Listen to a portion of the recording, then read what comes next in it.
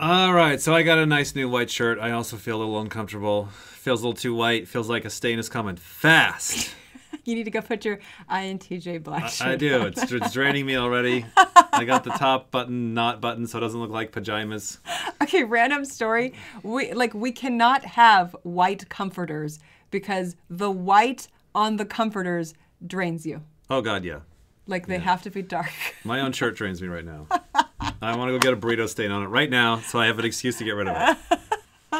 Oh, no. Anyway, so you've got something on the hero's journey. So, Yeah. So every day, every morning, if we don't have fires going on, which is less and less, thank God. Yes. We have about 2 hours every morning from about 8 to 10 a.m. where we end up talking about the hero's journey. We just can't stop going, all right, so what is it? How do you really grow up? Yes. What is going on with people that are successful and happy? What does that really mean? What is the pattern there? What's the path? For years, by the way, and that's exactly how we got the op code as well. Just for every day, for years, we would spend on the same NI concept over and over and over again.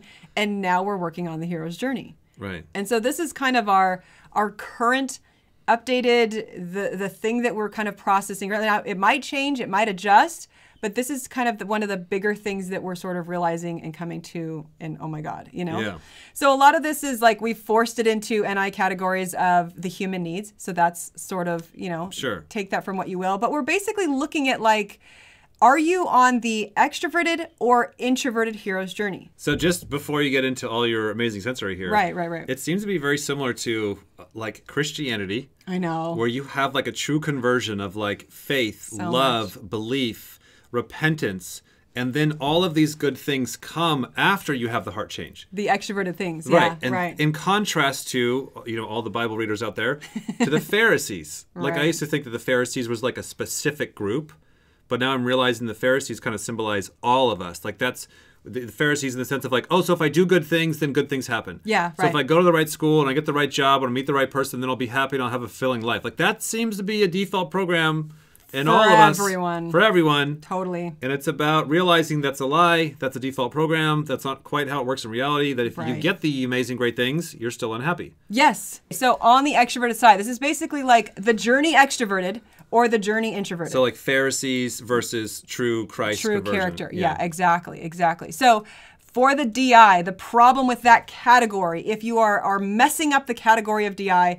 you're all in on status, you're going after fame, and you're getting degrees. Oh, I got a degree. And it's somehow outside winning of a character that you didn't earn. You're going after status. I got level ups on the video games. I got more stripes on my shirt. Yes. I'm better than you. Yes. Okay, sure. So in some way, shape, or form, you are faking actual true character. On the introverted side, when you've actually had character breakdown, it's becoming a man of your word, actually being congruent, whether people are watching you or not. What do the women do?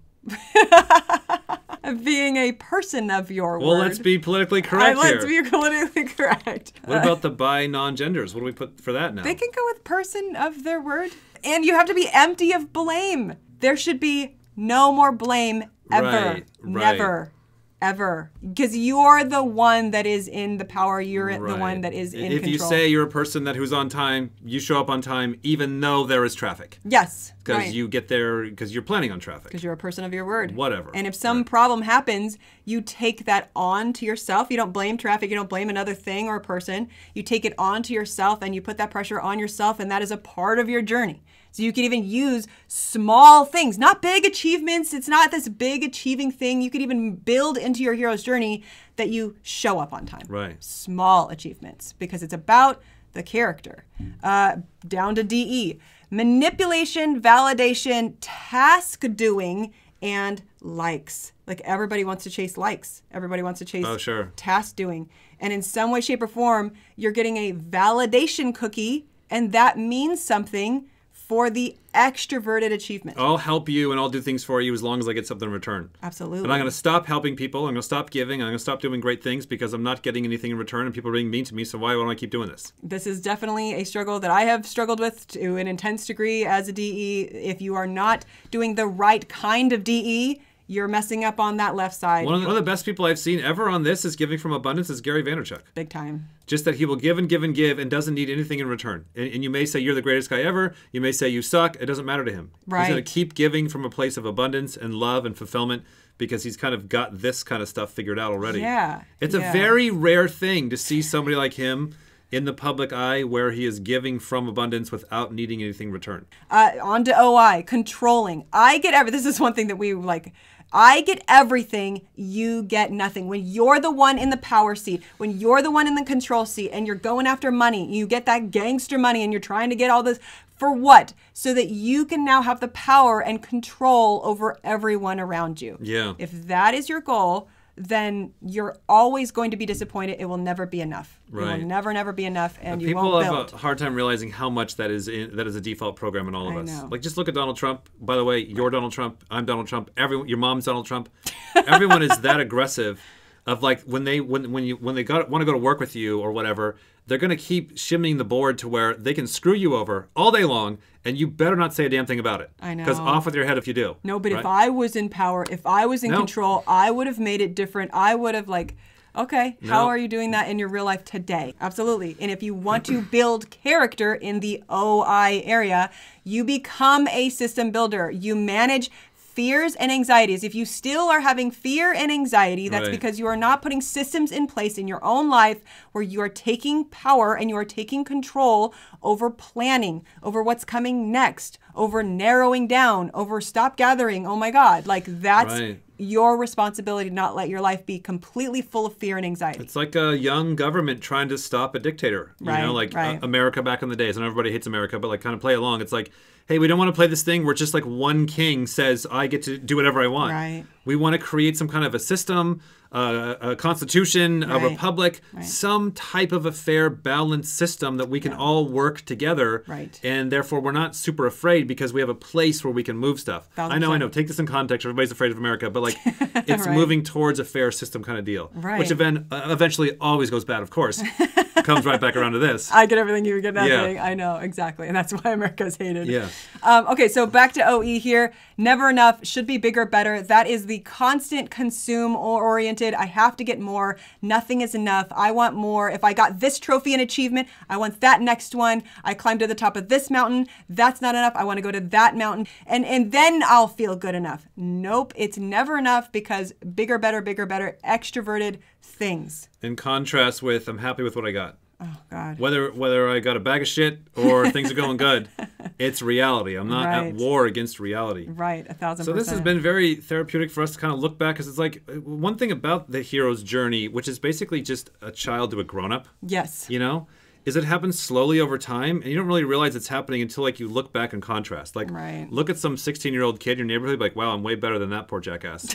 But you were that jackass when you were 16. Yes. You know, it slowly starts to happen over time. Yes. And I can just say, as we've been in having the interest of self-growth for 20 years now or so. Yeah, right. Watching our fears and our jealousy and our anxiety, just watching them diminish as we've shifted our focus, now even a little bit more consciously, I want to start being more of the character. Yes, I don't want the Audi anymore. I know. I just don't. I used to want an Audi. Yeah. S4, stick shift. Are you done yet? Black, maybe silver.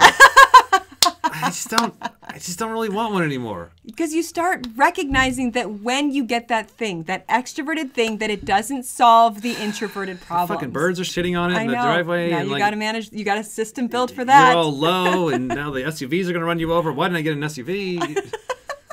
Yeah, you start to shift your focus on these abstract character traits. Yes. And it's weird that then the fears and the anxiety and the pain, it just starts to, just like a dream that you start to forget, it just starts to shift away. Oh, yeah, totally. 1,000%. And then you do start to get more external things that you're like, that's fine. You don't care as much because you're not seeking after this. Yes, when you go the right direction, all these things will be added unto you. That is exactly what ends up happening. Right. And honestly, if you're in the state where you're like, I know that I'm going after this stuff, and how do I stop? I can tell that I'm doing it. I don't even know. It's like, it takes time. It takes time. It's okay that you're on this journey. For me, it was like a spoon, like a metal spoon, bending back and forth of I would get conscious and I would see it, and then I would go back unconscious and get conscious and see it and go back unconscious.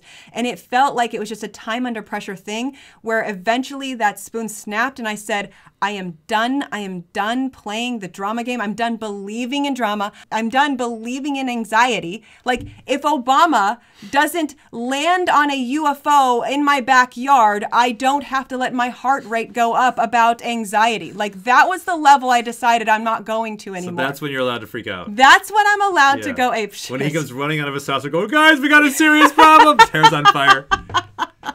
Now you're allowed to have anxiety. But if it was Trump on a UFO, like, this fucking drunk asshole again, get your UFO out of my yard. Take your damn red hat with you.